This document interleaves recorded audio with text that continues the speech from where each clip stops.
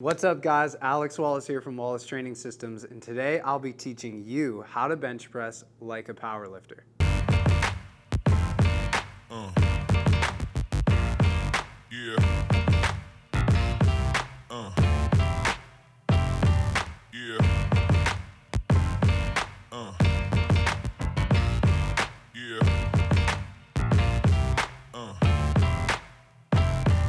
Although I do believe this video will help anybody who's interested in increasing their bench press, we are taking a powerlifting perspective.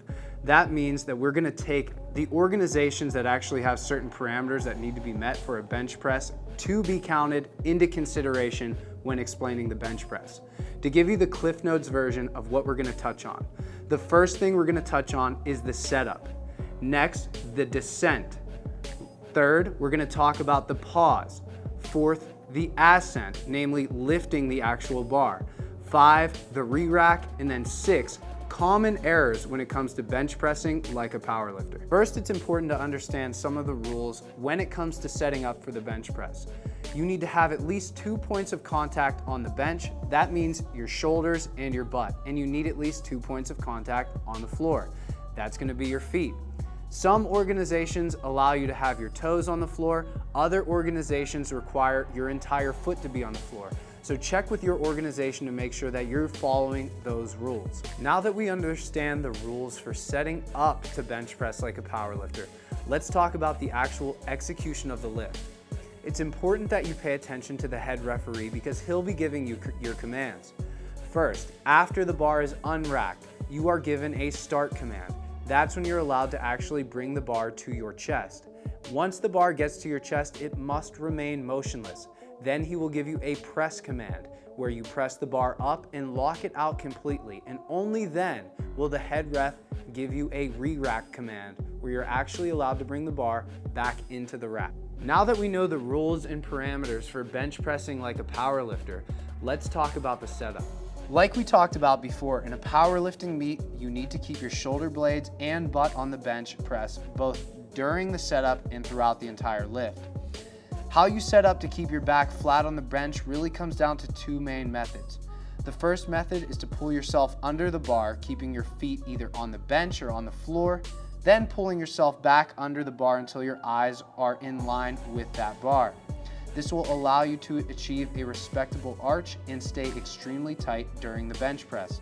From there, you pull your shoulder blades together and adjust yourself as needed.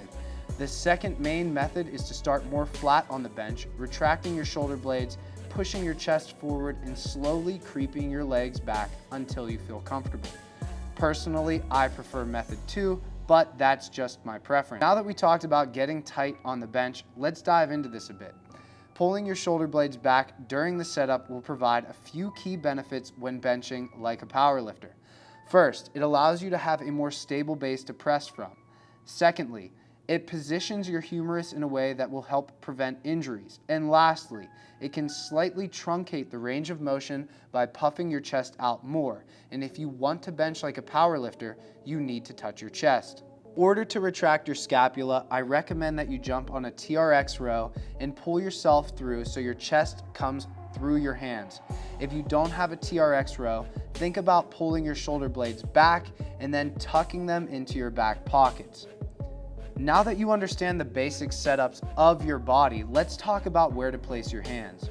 If you're trying to bench press like a powerlifter, you need to keep your index finger no wider than the outer ring of a standard barbell. Where you actually place your hands really comes down to preference and where you feel strongest.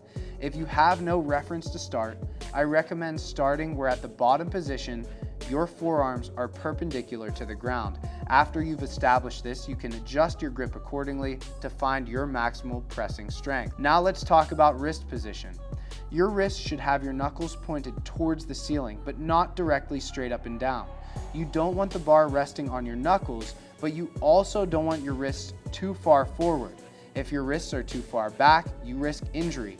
Too far forward, and you could potentially drop the bar and miss the lift, if not worse, hurt yourself. Head position when benching like a powerlifter is highly independent. Most organizations allow you to do what you will with your head, Whether you lift your head off the bench or keep it stable really comes down to your preference and where you feel strongest. Now that we understand the basic setup of benching like a powerlifter, let's talk about the actual execution of the bench press.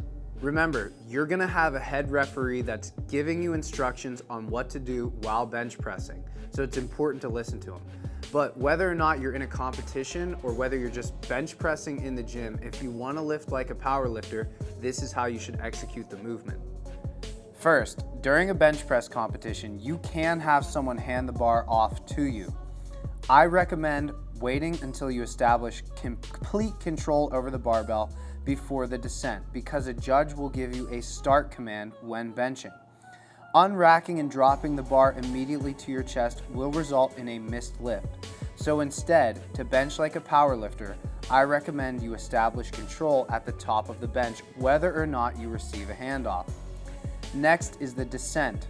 When descending with the bench press, you should keep it under control and think about bending the bar towards your knees in order to keep your upper back tight when benching on the descent.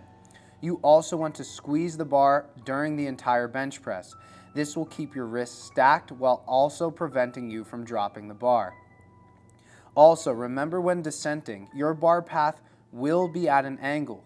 You will start the lift above your shoulders, but end the lift either on your nipple line or slightly below it. At the bottom of the bench press, you must remain motionless. This is the pause. A touch and go rep doesn't count during the bench press for powerlifting. You must have the bar motionless on your chest at the bottom, and the ref will give you a press command, so train with a short pause. Where should the bar touch? This comes down to the amount of arch in your back you maintain when benching. You want to touch at the highest point that you were strongest at. This is going to be somewhere on the nipple line or slightly below. Additionally, the angle of the elbows in relation to the bar is up for debate. I personally recommend trying to keep your elbows as close to under the bar as possible. I notice when someone excessively tucks their elbows, they tend to have their wrists roll backwards, resulting in a loss of power, or worse. After you've established a short pause during the bench press, it's time to press.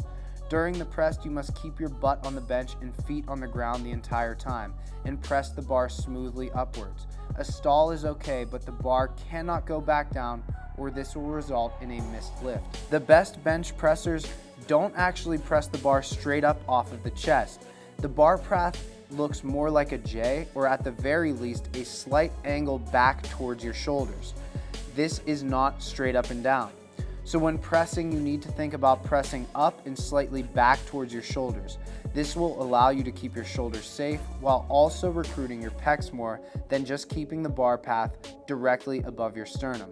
Additionally, the best bench pressers are able to use something called leg drive. This is really hard to explain in video, but once you understand how to use your legs to help angle your upper body to get the most out of your bench, it really is inexpendable when it comes to increasing your bench press or getting a maximum load on your bench press. If you're doing rep work, I recommend you take a short pause at the top before repeating the process again. If you're on the final rep or hitting a max or competing in a meet, you must establish control at the top just like before your descent. In a meet, your head judge will give you a rack command, but for yourself, I recommend at least establishing control before racking up your weight.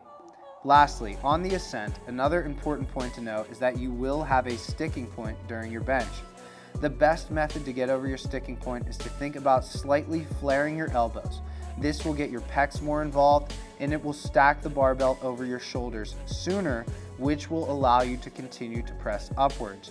Just make sure you don't flare too early, or this will result in shoulder pain or worse, shoulder injury. Overlooked point on how you should breathe when benching.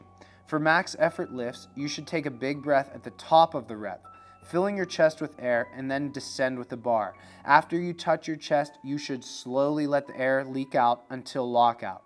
A big breath of air is essential for max effort lifts. You don't know how long this rep's going to take to complete, so it's best to have your lungs filled with air in case you're in for a grinder. Additionally, the extra breath of air will result in a slightly truncated range of motion, allowing you to bench more than if you had to bench through a longer range of motion. If you're doing 3 to 5 reps, I recommend you repeat this process. If you're in a high rep phase, at the very least, I think you should breathe in on your descent and out on your ascent. Remember guys, these are just the general principles on how to bench press like a powerlifter. You need to do your research in your specific organization if you're actually going to compete. That being said, this content should apply to anybody who wants to bench press like a powerlifter. If you like the content, don't forget to like the video. If you're interested in seeing more content like this, make sure you subscribe. I'm Alex Wallace from Wallace Training Systems, and thanks for watching.